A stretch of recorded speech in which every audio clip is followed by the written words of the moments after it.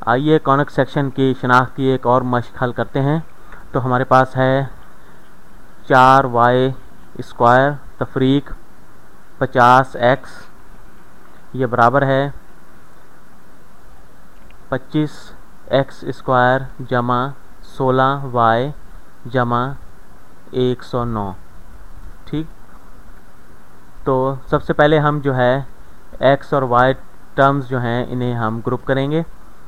तो बाएं जानिब तो 4y स्क्वायर और x और y टर्म्स जो हैं उनको ग्रुप कर लेते हैं।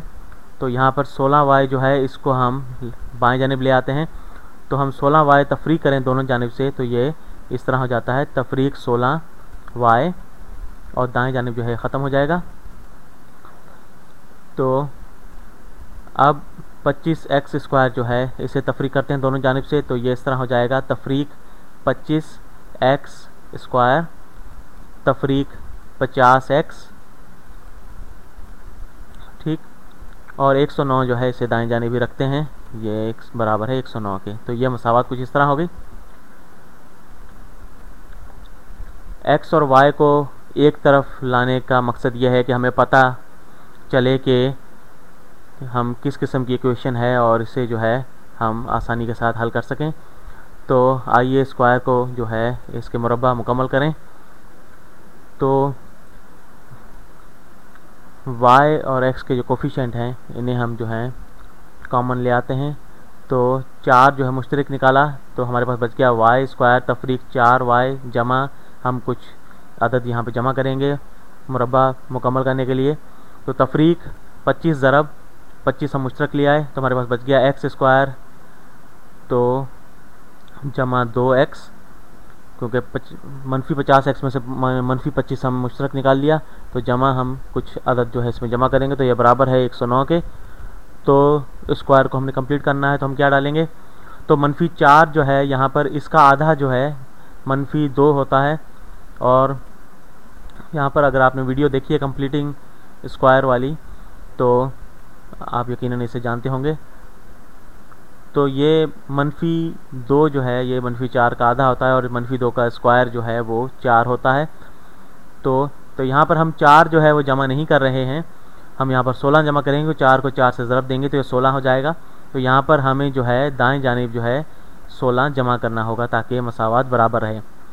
तो ये इसी तरह है कि यहाँ पर जो है मैं अगर 16 जमा कर दूँ तो ये यहाँ पर हमने 16 को फैक्टर कर लिया तो यहाँ पर 4 आ गया, ये इसी तरह है। तो यहाँ पर भी 16 जमा करते हैं।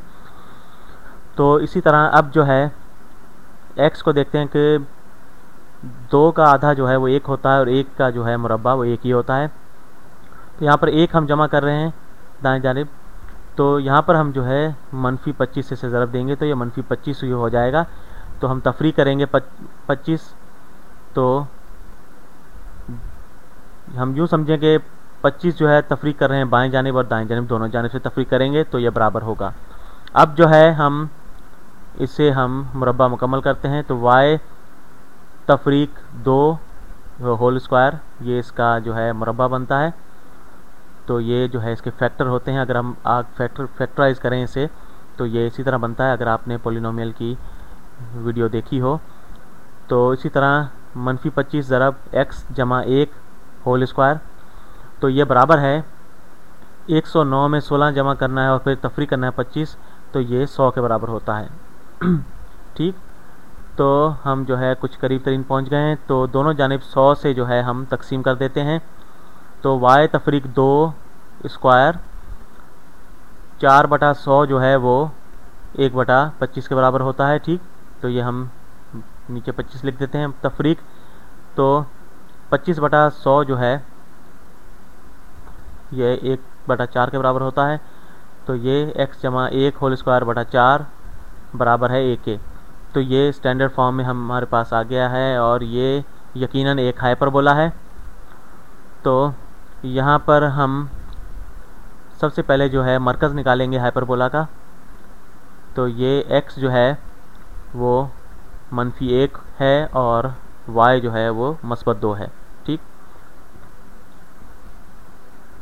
तो सबसे पहले हम एसिम्पटोट्स मालूम करने की कोशिश करेंगे। तो हमारे पास वाई स्क्वायर बटा 25 तफरीक एक्स स्क्वायर बटा 4 बराबर है 1। ये इसकी जनरल इक्वेशन है जिसमें जो है y और x जो है वो अगर सिफर पे हों तो ये उसकी इक्वेशन कुछ इस तरह बनती है। इसे हल करना कुछ आसान होता है, तो हम y के लिए इसे हल करते हैं। तो इसे दोनों जानिब हम जो है 25 से अगर ज़रब दे दें तो वाई स्क्वायर तफरीक 25 बटा 4 एक्स स्क्वायर बराबर है 25 के। ठीक, और इसको अब हम यहाँ ऊपर ले जाते हैं, यहाँ पर हल करते हैं।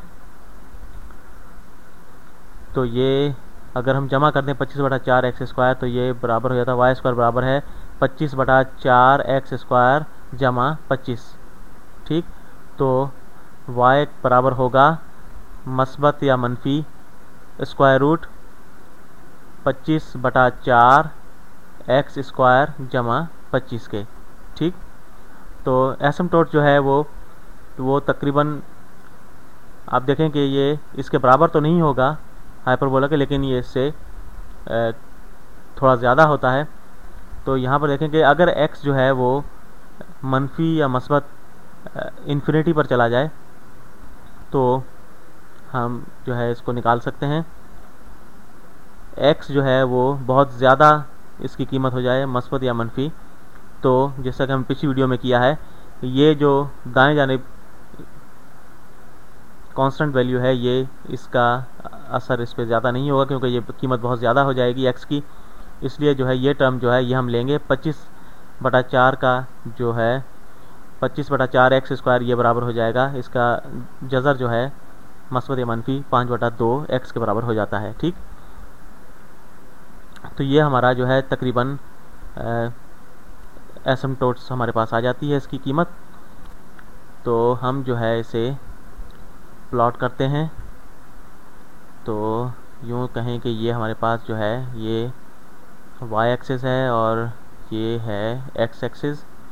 ठीक, और सेंटर जो है हमारे पास वो है मनफी 1 और 1 2, ये सेंटर आ गया मनफी 1 और 2।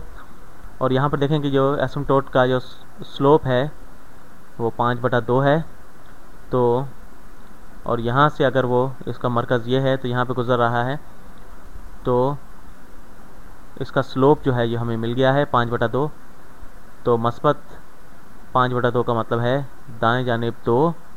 ठीक, और 5 ऊपर जाएंगे 1 2 3 4 5। ठीक, तो ये पॉइंट नुक्ता यहाँ पर आ गया हमारे पास। तो अब हम ये लकीर बना सकते हैं। तो ये लकीर जो है कुछ इस तरह हो जाएगी और दूसरी लकीर जो है वो मनफी 5 बटा 2 होगी। तो हम नीचे 5 जाएंगे, 1 2 3 4 5, ये हम 5 नीचे आ गए।